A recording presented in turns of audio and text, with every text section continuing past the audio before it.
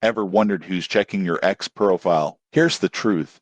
X, formerly Twitter, doesn't show every profile visitor, but there are ways to get insights. First, X has a feature called Profile Visits in the Analytics section, but it only shows total visits over time, not specific users. Most people get this wrong. They assume they can see exactly who viewed their profile. That's not possible due to privacy rules. However, there are indirect ways to gauge interest. Look at notifications, likes, retweets, and replies often come from the people visiting your profile. Also, if you have X Premium, the platform provides more detailed analytics like top mentions, impressions, and audience engagement, which helps understand who is interacting with your content.